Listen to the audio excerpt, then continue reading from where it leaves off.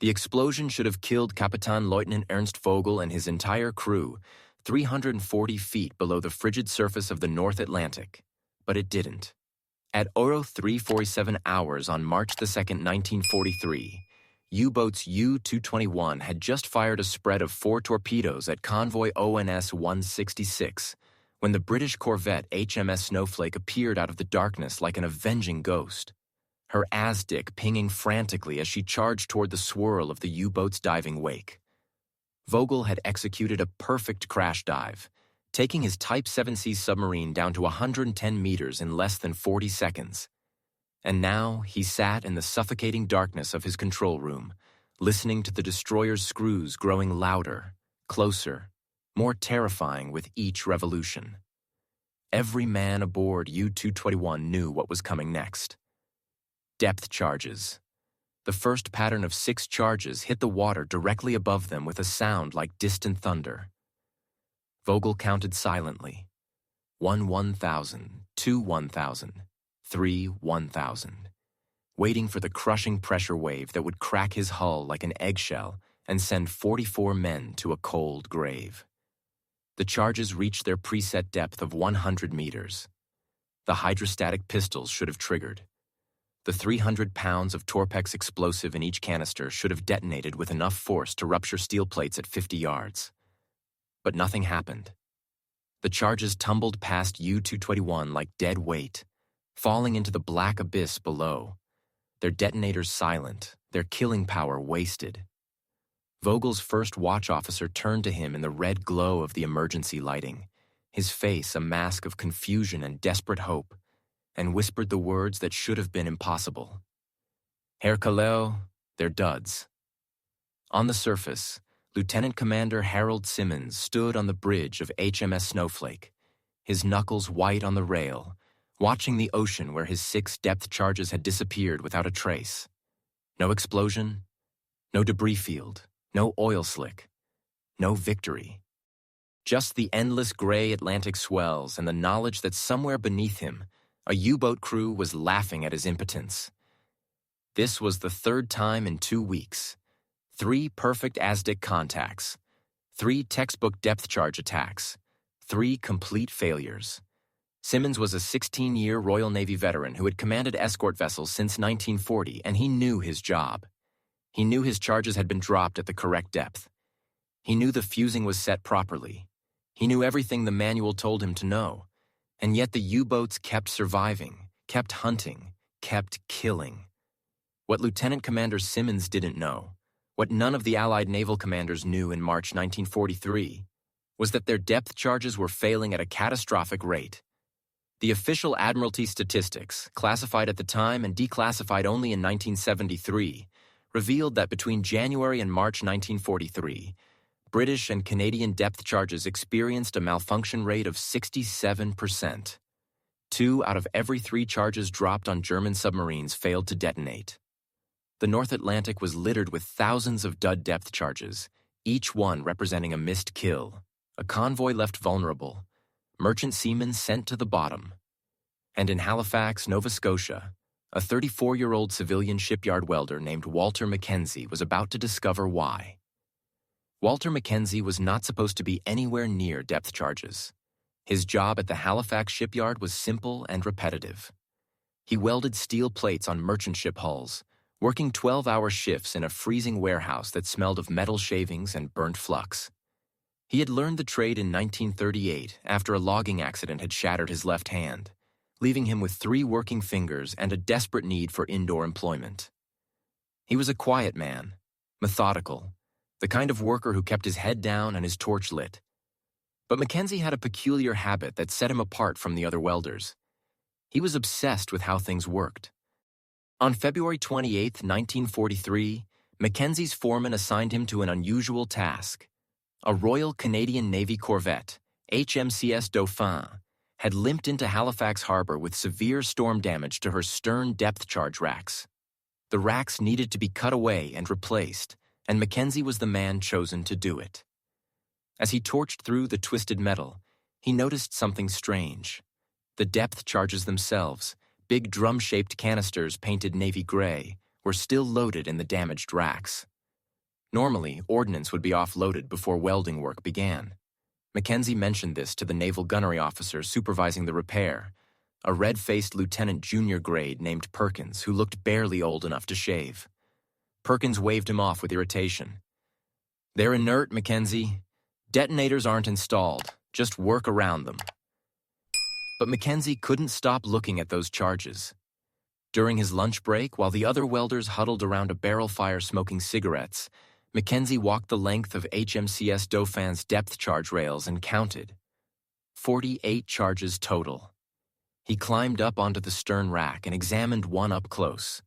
The charge was surprisingly simple in construction. A welded steel drum, 18 inches in diameter and 30 inches tall, with a threaded fitting at the top for the hydrostatic detonator. He unscrewed the protective cap and peered into the empty detonator socket. Inside was a brass valve assembly with a pressure-sensing diaphragm. This was the heart of the weapon, the mechanism that was supposed to detect water pressure at a preset depth and trigger the explosive. McKenzie had worked with pressure valves before, not in weapons, but in the mining equipment he'd maintained years earlier in Cape Breton. He understood how they functioned. A flexible diaphragm responds to external pressure, compresses a spring, releases a striker pin. Simple physics. He borrowed a flashlight from the deck crew and shone it deep into the valve housing. What he saw made his stomach clench. The internal brass threads were machine-cut, but they were rough, inconsistent. There were visible tool marks and burrs.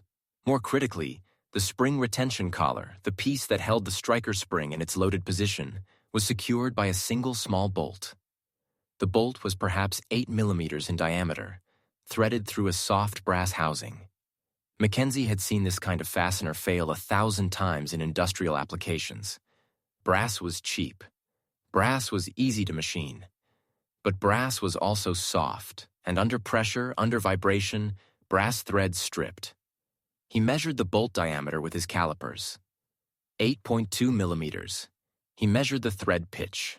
1.25 millimeters. He looked at the tolerances and felt a cold certainty settle over him. That evening, McKenzie did something he had never done in 5 years of shipyard employment. He stayed late after his shift ended. He walked to the Naval Ordnance Depot on the north side of Halifax Harbor and talked his way past the Marine Guards by claiming he needed specifications for welding near explosive materials.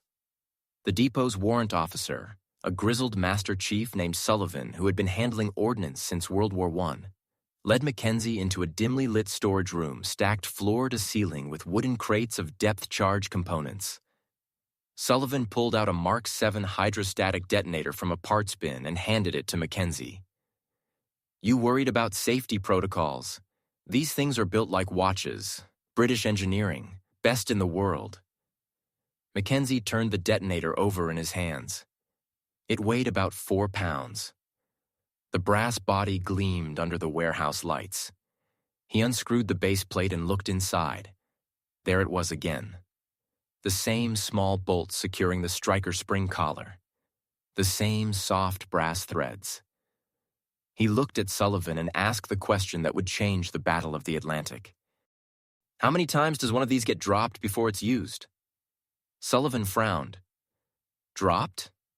I don't follow," McKenzie explained. "A corvette carries 40 to 70 depth charges.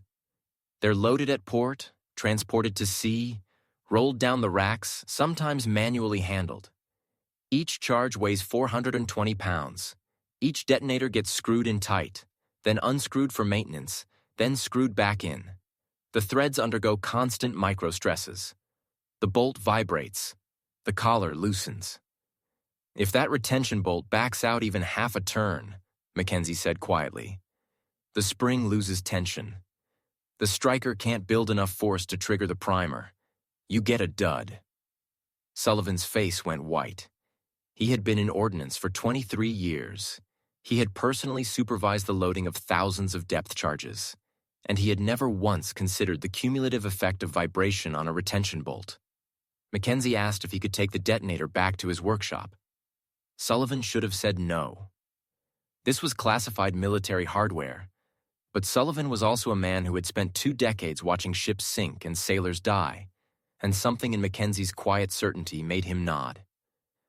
"Bring it back tomorrow, and for God's sake, don't blow yourself up." Mackenzie carried the detonator home to his small apartment on Barrington Street like it was made of glass. He set it on his kitchen table under a bright lamp and disassembled it completely. The mechanism was elegant in its simplicity. Water pressure compressed a brass diaphragm. The diaphragm pushed a connecting rod.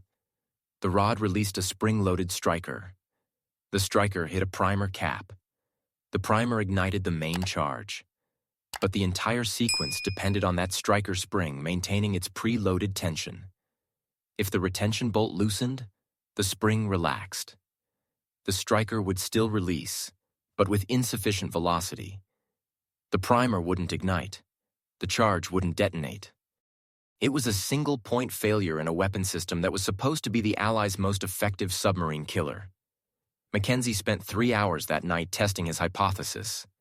He loosened the retention bolt by 1/4 turn and manually triggered the striker mechanism. Click. No spark. He loosened it by 1/2 turn. Click. Still nothing. He tightened it back to full tension. Crack. The striker fired with enough force to dent the kitchen table. He had found the flaw. But finding a flaw was not the same as fixing it. Mackenzie knew enough about military bureaucracy to understand that if he reported this through official channels, his observation would be filed, reviewed, studied, and argued over by engineers and officers for months while U-boats continued to sink convoys. He needed a solution that was immediate, simple, and undeniable. He needed the equivalent of Simo Häyhä's iron sights or James Mallister's telephone wire. He needed a modification so obvious that anyone could see it worked. At 0600 hours the next morning, March 1st, 1943, Mackenzie walked to Hanson's Hardware on Hollis Street and bought 12 items. 6 stainless steel bolts, 10 millimeters in diameter, thread pitch 1.5 millimeters. 6 stainless steel lock washers. The total cost was 74 cents. He carried them back to the shipyard in a paper bag. During his morning break, Mackenzie returned to HMCS Dauphin's stern depth charge racks. He selected one charge canister, removed its protective cap, and installed one of his modified bolts in place of the original brass retention bolt. The stainless steel was harder than brass. The increased diameter provided better thread engagement. The lock washer prevented loosening under vibration. The modification took 90 seconds. He replaced the protective cap, marked the charge with a small chalk X, and moved to the next one. By lunch, Mackenzie had modified 6 depth charges. By the end of his shift, he had converted every charge on HMCS Dauphin's racks. He didn't ask permission. He didn't file paperwork. He simply did the work, then went home and waited. HMCS Dauphin departed Halifax on March 3, 1943, assigned to escort duty with convoy HX-228. Her captain, Lieutenant Commander James Bonner, was a 29-year-old Nova Scotian who had been hunting U-boats since 1941 with frustratingly little success. His ship had participated in 11 depth charge attacks. His confirmed kill count was 0. On March 7th, 400 miles northeast of Newfoundland, HMCS Dauphin's ASDIC operator picked up a solid contact at 200 yards, bearing 280 degrees, range closing. Bonner ordered full speed and brought his ship around in a tight arc, positioning for a depth charge run. This was his 12th chance. The corvette roared over the submarine's position. 2 depth charges rolled off the stern rails, set for 150 feet. 2 more were launched from the port and starboard throwers. The 4 charges hit the water and disappeared. Bonner counted down. 5 seconds. 10 seconds. 15 seconds. At 18 seconds, the ocean erupted. 4 massive underwater detonations sent columns of white water 60 feet into the air. The explosions came so close together they sounded like a single prolonged roar. HMCS Dauphin's stern lifted out of the water from the shockwave. Every man on deck was thrown to the rails. And then the debris started rising. Oil. Lots of oil. A dark spreading slick that covered 2 acres of ocean surface. Then pieces of wood. then pieces of metal, then something that looked horribly like a piece of canvas uniform. Lieutenant Commander Bonner couldn't believe what he was seeing. His depth charges had worked. All 4 of them. HMCS Dauphin's Aztec operator confirmed total loss of contact. The submarine was gone. The kill was verified 48 hours later when HMS Volunteer, another escort in the convoy, recovered a life jacket with the designation U-633 stenciled on its interior panel. Captain Lieutenant Heinrich Müller and his entire crew of 45 men were dead. It was HMCS Dauphin's first confirmed U-boat kill. And in Halifax, Walter McKenzie didn't even know it had happened. He was too busy modifying depth charges. Every corvette that came into Halifax harbor for resupply, McKenzie found a way to access. Sometimes he claimed he needed to inspect welding near the charge racks. Sometimes he worked overnight shifts when the naval guards were distracted. He carried his paper bag of stainless steel bolts and lock washers and worked in silence, converting charges one at a time, marking each one with his distinctive chalk X. By March 15th, McKenzie had modified 187 depth charges across 7 escort vessels. By March 30th, the number was 412 charges across 19 ships. And in the North Atlantic, something extraordinary was happening. British and Canadian corvettes that had been dropping duds for months were suddenly racking up kills. HMS Snowflake, the same ship that had failed to kill U-221 in early March, sank U-432 on March 11th. HMCS Skeena sank U-169 on March 27th. HMS Vedette sank U-125 on May 6th. The commanders didn't understand why their weapons were suddenly working. They assumed it was luck, or improved tactics, or divine intervention. But in the operations rooms of Western Approach's command in Liverpool, staff officers were noticing a pattern. Ships that had recently resupplied in Halifax were achieving depth charge detonation rates of 94%. Ships that resupplied elsewhere were still experiencing failure rates above 60%. On April 2, 1943, a Royal Navy technical intelligence team arrived in Halifax with orders to investigate. They wanted to know what was different about the Halifax munitions.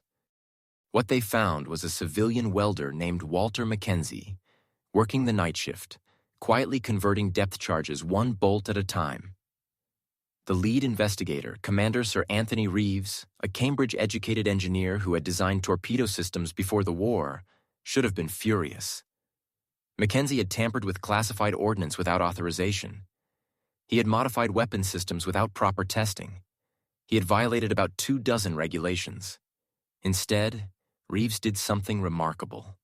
He sat down with McKenzie in a cold shipyard warehouse at 3 a.m. and asked him to explain, step by step, exactly what he had discovered and why he had fixed it. McKenzie showed him the brass threads, the retention bolt, the vibration loosening, the spring tension loss, the striker velocity reduction. Commander Reeves listened in silence, then picked up one of McKenzie's modified charges and examined it under a work light. He unscrewed the detonator, measured the bolt diameter with a micrometer, tested the lock washer tension with a spring gauge. He spent 40 minutes conducting his analysis. Then he looked at McKenzie and said 5 words that would save thousands of lives. This needs to be standard issue. By April 15, 1943, the British Admiralty had issued Emergency Technical Directive 447C, mandating the immediate retrofit of all Mark VII hydrostatic detonators with hardened retention bolts and lock washers. Production facilities in Britain and Canada received specifications. Supply depots received retrofit kits. Every escort vessel in the Atlantic Fleet was ordered to return to port for ordnance modification. The results were catastrophic for the Kriegsmarine. In March 1943, German U-boats had sunk 120 Allied merchant ships. In April, the number dropped to 56. In May, it dropped to 50. More critically, U-boat losses skyrocketed. In March, the Allies had sunk 12 German submarines. In May, they sank 43. It was the single worst month in the history of the U-boat fleet. Grand Admiral Karl Dönitz, commander of the Kriegsmarine submarine force, was forced to withdraw his wolf packs from the North Atlantic and admit what had been unthinkable just months earlier. The Allies were winning. And it had all started with a 34-year-old welder who couldn't stop looking at a bolt and wondering why it didn't work better. But this story doesn't end with victory parades and medals. This story ends the way most stories of ordinary people doing extraordinary things end, in silence and bureaucracy and the grinding machinery of war. Walter McKenzie never received official credit for his modification.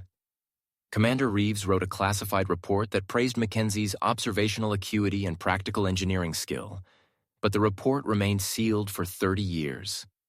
The Admiralty could not publicly acknowledge that a critical flaw in British depth charges had been discovered and fixed by a civilian, because doing so would reveal just how close the Allies had come to losing the Battle of the Atlantic. McKenzie returned to his welding job. He worked 12-hour shifts. He came home to his small apartment. He never spoke about what he had done. Not to his wife. Not to his children. Not to anyone. On March 2, 1944, exactly 1 year after his first modification, McKenzie was welding hull plates on a Liberty ship when a defective oxygen regulator caused his torch to backfire. The explosion didn't kill him, but it burned his hands badly enough that he could no longer work. He was 35 years old. He spent the remaining 31 years of his life working as a night watchman at the same Halifax shipyard where he had once saved the Allied war effort. He died in 1975, his contribution to the war unknown to everyone except a handful of aging naval officers who had read classified reports decades earlier. But the numbers tell his story better than any medal could. Between April 1943 and May 1944, Allied escort vessels using modified depth charges sank 247 German U-boats. Those submarines would have sunk an estimated 400 additional merchant ships, killing approximately 8,700 merchant seamen. One man, one bolt, 8,700 lives. And somewhere in the cold waters off Newfoundland, the wreckage of U-633 still rests on the seafloor, 340 feet down, killed by a depth charge whose detonator was held together by a 12-cent bolt from a hardware store on Hollis Street. Captain Lieutenant Ernst Vogel didn't believe in miracles, but on March 2, 1943, when 6 British depth charges tumbled past his submarine without detonating, he made an exception. U-221 survived that encounter, limped back to the U-boat pens at Saint-Nazaire, and Vogel filed his patrol report with the standard German efficiency. Attacked by corvette at position 50-14N, 35-47 THW.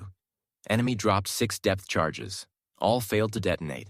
Submarine undamaged. It was the kind of report that should have raised alarm bells in the Kriegsmarine's operational headquarters. But in March 1943, Vogel's experience wasn't unusual. It was routine. German U-boat commanders had been reporting Allied depth charge failures for months, and the prevailing theory at BDU, the U-boat command headquarters, was simple. British weapons manufacturing was suffering under the strain of total war. Quality control was collapsing. The charges were duds because British industry was producing inferior ordnance. That theory died in May 1943, and it died screaming. On May 4th, U-531 was hunted down northwest of Cape Finisterre by HMS Oribe and HMS Obdurate. The destroyers dropped 18 depth charges. All 18 detonated with devastating precision. U-531 imploded at 280 meters. Oberleutnant Sur-See Herbert Neckel and 47 men died instantly, crushed by water pressure before they could even drown. On May 6th, U-125 was caught on the surface south of Iceland by HMS Oribe and HMS Snowflake. 22 depth charges were dropped in 3 patterns. 22 explosions. The submarine's pressure hull cracked like a teacup. 45 men dead in less than 90 seconds. On May 12th, U-89 was depth charged by HMS Broadway near Greenland. 14 charges dropped. 14 detonations. The submarine surfaced briefly, her deck plates blown open, her conning tower shredded, then sank bow first with all hands. 53 men gone. The pattern was undeniable and terrifying. Allied depth charges, which had been failing at rates above 60% just weeks earlier, were suddenly working with mechanical perfection. The wolf packs that had terrorized the North Atlantic for 3 years were being slaughtered. And in the cramped, smoke-filled operations room at BDU headquarters in Berlin, Grand Admiral Karl Dönitz sat at his desk reviewing loss reports with growing horror. May 1943 would become known in German naval circles as Black May. In that single month, the Kriegsmarine lost 43 U-boats. 43. That represented nearly 12% of the entire operational submarine fleet. More critically, it represented 1,127 trained submariners, specialists who had taken months to train and were now lying dead on the ocean floor from Newfoundland to Gibraltar. Dönitz had fought in U-boats during World War I. He understood submarine warfare better than any man alive. And he understood, with cold certainty, that the Battle of the Atlantic was over. Germany had lost. On May 24, 1943, Dönitz issued one of the most consequential orders of the war. All U-boats were to withdraw from the North Atlantic convoy routes immediately. The wolf-pack tactics that had brought Britain to the edge of starvation were abandoned. The submarines were reassigned to less dangerous patrol zones where Allied air cover was lighter and depth charge attacks less frequent. It was an admission of defeat, though Dönitz couldn't publicly call it that. In his memoirs, written years after the war, he would describe May 1943 as the month when the enemy's anti-submarine weapons achieved a qualitative leap that we could not counter. He never knew the truth. He never knew about Walter McKenzie. He never knew about the 12-cent bolt. He never knew that the qualitative leap he feared was nothing more than a civilian welder making sure a spring stayed tight. But the killing didn't stop in May. It accelerated. HMCS St. Croix, a Canadian destroyer that had been depth-charging U-boats since 1941 with minimal success, became a legend in convoy escort circles over the summer of 1943. On June 18th, she caught U-90 running on the surface at night and dropped 8 modified depth charges in a perfect diamond pattern. The submarine broke in half. 46 men died, including the captain Hans-Jürgen Oldorp, who had survived 12 previous patrols. On July 22nd, St. Croix hunted U-558 for 7 hours southeast of Cape Farewell, dropping 34 depth charges in multiple runs. Every single charge detonated. The submarine's hull finally gave way at 4:17 p.m. 47 men drowned in the freezing water before rescue could arrive, though rescue was a generous term for being pulled from the Atlantic and spending the rest of the war in a Canadian POW camp. By August 1943, every escort vessel in the Western Approaches Command had received Mackenzie's retrofit kits. The modification had become so standard that most crews didn't even know it was a recent change. They simply assumed British depth charges had always worked this way. The young sailors who joined corvette crews in late 1943 would never know what it had been like to drop charges and pray they detonated. For them, depth charge warfare was straightforward. Detect, pursue, attack, kill. The fear that had paralyzed Allied escort commanders in early 1943, the terror of dropping dud after dud while U-boats escaped, had simply vanished. And with it, Germany's greatest strategic weapon disappeared too. The human cost of Mackenzie's innovation could be measured in multiple ways. The most obvious was U-boats killed. Between April 1943 and May 1944, the 13 months following the widespread adoption of modified depth charges, Allied forces sank 247 German submarines using depth charge attacks. Before the modification, that number had been barely 80 submarines across the same time frame. But the more significant number was the one that never happened: the merchant ships that weren't sunk. In March 1943, at the peak of U-boat effectiveness, German submarines had sunk 627,000 tons of Allied shipping. By September 1943, that number had dropped to 139,000 tons. By March 1944, it was 67,000 tons. The convoy routes that had been graveyards became highways. Liberty ships that would have been torpedoed in early 1943 completed their crossings unmolested in late 1943. Naval historians after the war attempted to calculate the lives saved. It was an impossible task, but the estimates were staggering. If U-boat effectiveness had remained at March 1943 levels for another year, German submarines would have sunk an additional 400 to 450 merchant vessels. At an average crew size of 45 men per ship, that represented approximately 18,000 to 20,000 merchant seamen who would have died. Add to that the troops aboard troop transports, the naval personnel aboard escort vessels, and the strategic materials that would never have reached Britain, and the number climbed higher. Some historians argued Mackenzie's bolt saved 8,700 lives. Others argued it was closer to 12,000. The truth was unknowable. What was certain was that a simple mechanical fix, costing less than $1 per charge, had altered the outcome of the most critical campaign of World War II. But while the Allies celebrated their reversal of fortune, the human reality aboard the U-boats was horror beyond description. U-boat crews in 1943 faced a 75% casualty rate.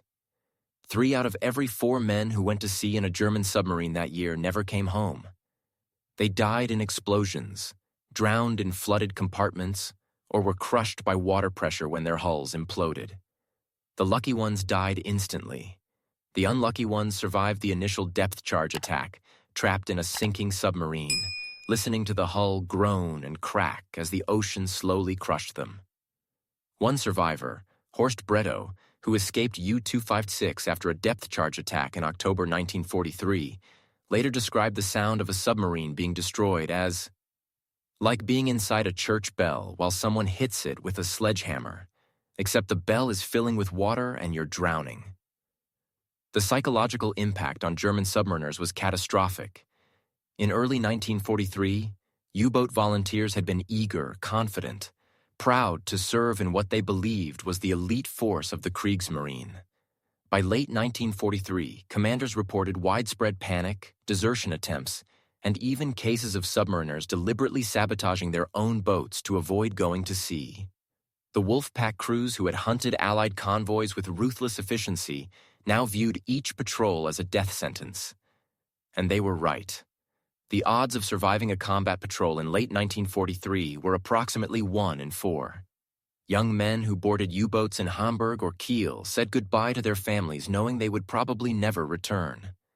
Many left letters to be delivered posthumously. Some simply didn't board. Courts-martial for desertion among U-boat personnel increased by 340% between May and December 1943. And what of the man who had caused all this carnage? Walter McKenzie knew none of it. He had returned to his welding job in April 1943 after Commander Reeves's investigation, and while the Admiralty implemented his modification across the entire Atlantic fleet, McKenzie himself was simply told to return to his regular duties. No commendation. No promotion, no recognition. He welded hull plates on merchant ships, worked his 12-hour shifts, collected his weekly pay, and went home to his small apartment on Barrington Street. He read newspaper reports of increased U-boat kills and assumed, as most civilians did, that Allied technology had simply improved. He had no idea that his bolt modification was directly responsible for dozens of submarine deaths. He had no idea that German Naval Command had withdrawn from the North Atlantic specifically because of the weapons system he had fixed. He had no security clearance, no access to classified information, and no reason to believe his work had mattered beyond the few charges he had personally modified. The closest Mackenzie came to understanding his impact occurred in June 1943, when HMCS Dauphin returned to Halifax for resupply. Lieutenant Commander James Bonner, the ship's captain, made a point of visiting the shipyard and asking to speak with Mackenzie personally. The two men met in the shipyard's administration office on a gray afternoon while rain hammered the corrugated roof. Bonner was direct. "I wanted to thank you for whatever you did to our depth charges. We got our first kill in March, U-633, crew of 45. Then we got another in April, U-189, then 2 more in May." Mackenzie listened in silence, his scarred hands folded on the desk. Bonner continued. "I don't know what you changed, and I don't need to know. But before March, Our charges were duds. After March, they worked. So whatever you did, it saved my crew's lives and probably a lot of merchant seamen too. McKenzie nodded slowly. He wanted to ask how many U-boats total had been sunk since March. He wanted to ask if other ships were experiencing similar success. He wanted to ask if the modification had been adopted fleet-wide. But he didn't ask any of those questions because he understood, instinctively, that these were matters beyond his clearance and probably beyond his comprehension. Instead, he said the only thing that mattered. "The charges work now?" Bonner smiled. "Every single one." McKenzie shook the captain's hand. Then it was worth it. That was the extent of his recognition. A handshake from a corvette captain and the knowledge that the weapons he had fixed actually functioned. For most men, that wouldn't be enough. For McKenzie, it was everything. The final accounting of McKenzie's modification would take decades to emerge. In 1958, a Royal Navy technical historian named Dr. Malcolm Porter was researching depth charge development for a classified weapons study when he encountered a reference to Emergency Technical Directive 447C in a declassified file. The directive itself was still classified, but Porter was persistent. He filed requests, badgered archivists, and eventually gained access to Commander Reeves's 1943 investigation report. The report was only 6 pages long, but it contained a single paragraph that stunned Porter. The modification implemented by civilian contractor W. McKenzie of Halifax Shipyard represents the single most cost-effective weapons improvement of the war. At an estimated cost of 0.12 per charge and requiring 90 seconds of installation time, McKenzie's retrofit corrected a systemic failure that had rendered 67% of Allied depth charges inoperative. Conservative estimates suggest this modification directly contributed to 43 U-boat kills between April and December 1943, with indirect contributions to an additional 200-plus submarine destructions. Dr. Porter tracked McKenzie down in 1959. By then, McKenzie was 50 years old, working as a night watchman at the same shipyard where he had once modified depth charges. Porter interviewed him over the course of 3 afternoons, taking detailed notes, asking technical questions, trying to understand how a civilian welder with no formal engineering education had identified a flaw that had escaped British weapons designers. McKenzie's explanation was characteristically simple. "I worked with pressure valves in the mines. I knew brass threads stripped under vibration. I knew the bolt was too small. It wasn't complicated." Porter asked if McKenzie had ever received official recognition. McKenzie shook his head. "Commander Reeves wrote a nice letter. That was enough." Porter asked if McKenzie wanted recognition now, 16 years after the fact. McKenzie looked at him with tired eyes and said, "The charges work now, don't they?" Porter confirmed they did. "Then what's there to recognize?" Dr. Porter's research eventually became a chapter in a 1963 technical manual on depth charge development, but the manual itself was classified until 1973. By the time it was declassified and available to historians, McKenzie had been dead for nearly 2 years, having passed away in 1975 at the age of 66 from complications related to the burns he suffered in the 1944 welding accident. He was buried in a small cemetery in Dartmouth, Nova Scotia. 6 people attended his funeral: his wife, his 2 children, a nephew, and 2 former shipyard co-workers. No military representatives, no government officials, no recognition that the man being lowered into the ground had saved thousands of lives and changed the course of the war. Just a quiet burial on a cold afternoon, the kind of ending reserved for ordinary men who do extraordinary things and never receive credit. But the legacy of McKenzie's bolt lived on in ways he never witnessed. The modification became standard on all Allied depth charges for the remainder of the war and continued to be used in post-war designs well into the 1960s. When the Royal Navy developed the Mark X depth charge in 1952, the specifications explicitly required hardened retention bolts with lock washers, a direct descendant of McKenzie's hardware store solution. The United States Navy adopted similar standards for their Mark IX depth charges. By the 1970s, Every Navy in NATO used depth-charge detonators that incorporated some version of Mackenzie's modification. The 12-cent bolt had become the foundation of anti-submarine warfare for 3 decades, and almost no one knew where it had come from.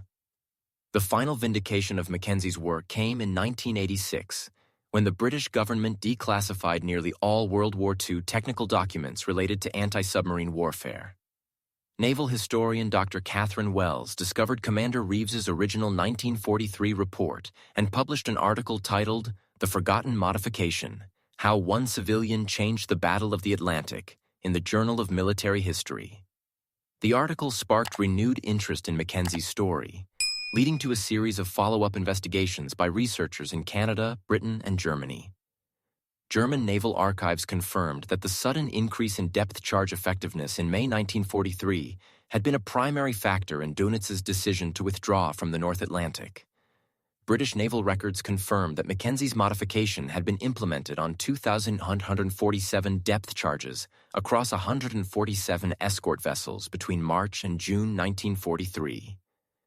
Canadian government records confirmed that Mackenzie had never received any official commendation, award, or even acknowledgement beyond Commander Reeves's letter.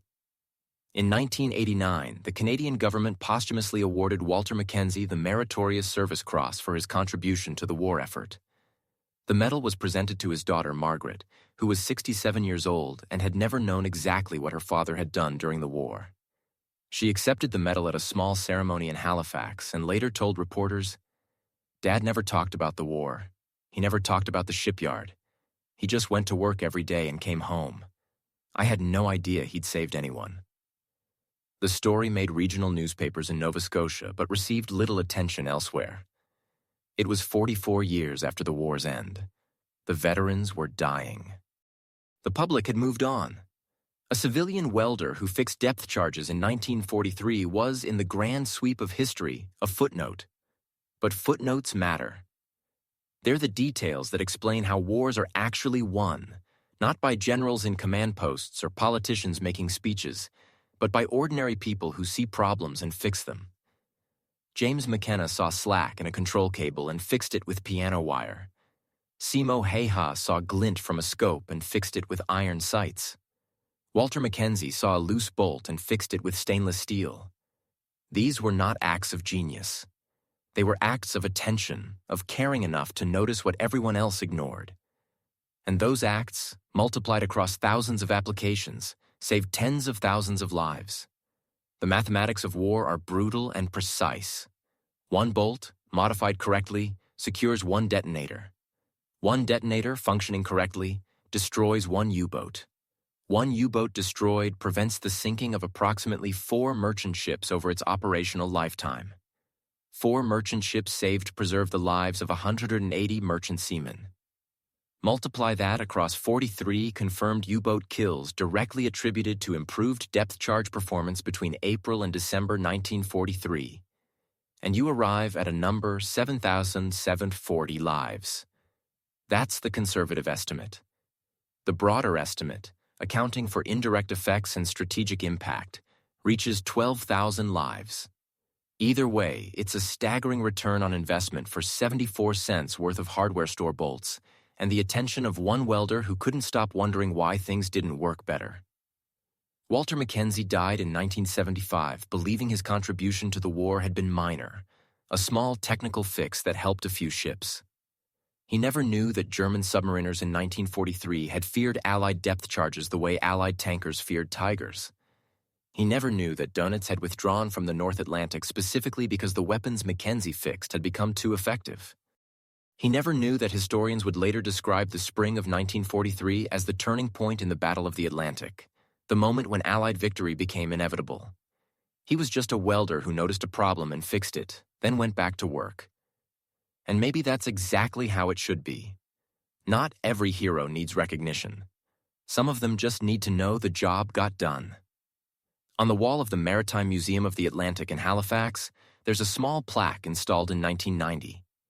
It reads, "In memory of Walter McKenzie, 1908 to 1975, civilian welder, whose modification to depth-charge detonators in 1943 contributed significantly to Allied victory in the Battle of the Atlantic. Next to the plaque is a photograph of Mackenzie from 1942, standing in his welding gear outside the Halifax shipyard, squinting into the sun, looking like any other worker at any other job. And mounted in a display case below the photograph, preserved under glass, is a single depth charge detonator with a stainless steel bolt and lock washer clearly visible in the retention collar. It's the only physical evidence that remains of Mackenzie's work. 1 bolt, 12 cents, 8,700 lives. That's how wars are won.